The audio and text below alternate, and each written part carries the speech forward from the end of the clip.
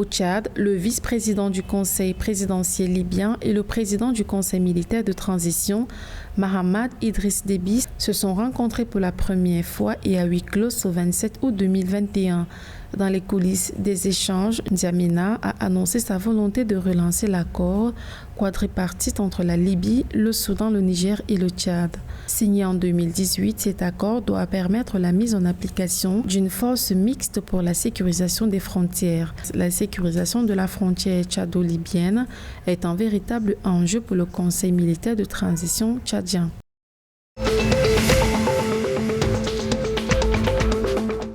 Le gouvernement de la République démocratique du Congo réexamine l'accord minier de 6 milliards de dollars signé avec les entreprises publiques chinoises Sino Hydrocorp et China Railway Group depuis 2007. L'accord en question prévoit la construction de différentes infrastructures pour un coût de 3 milliards de dollars en échange de l'exploitation d'immenses réserves de cuivre et de colbate dans le Katanga grâce à un investissement de 3 milliards de dollars.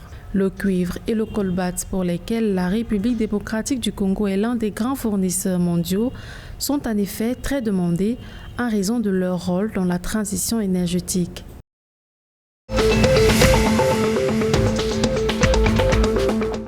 L'entraîneur de l'équipe nationale du Gabon reste à la tête des Panthères jusqu'en 2023. Le nouveau contrat entre le technicien français et le gouvernement gabonais a été signé ce 27 août 2021 à Libreville. À la tête de l'équipe fanion gabonaise depuis 2 ans, Patrice Neveu aura 2 missions prioritaires. Premièrement, qualifier le Gabon pour la Coupe du Monde de 2022 et ensuite conduire jusqu'à la victoire de l'équipe nationale lors de la Coupe d'Afrique des Nations qui se joue en 2022 au Cameroun.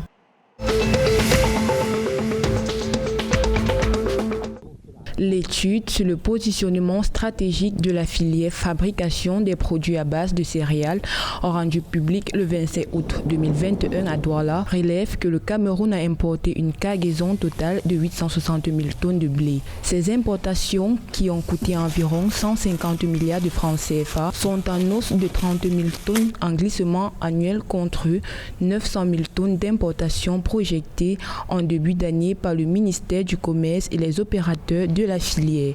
Afin de réduire sa dépendance aux importations, le pays expérimente actuellement avec le concours de l'Institut de recherche agricole pour le développement IRAD des variétés de cette céréale pouvant pousser au Cameroun avec des rendements probants.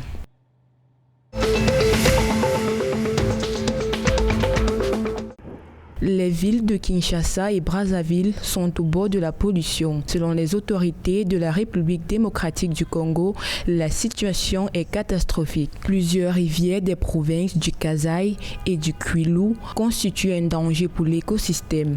L'alerte a été donnée au début du mois d'août après un changement de couleur des eaux de plusieurs cours d'eau. Pour les autorités, cette pollution est liée à l'activité minière pratiquée de l'autre côté de la frontière en Angola. Pour la première ministre congolaise, la décoloration serait causée par un déversement des substances toxiques spécialisées dans l'exploitation industrielle du diamant.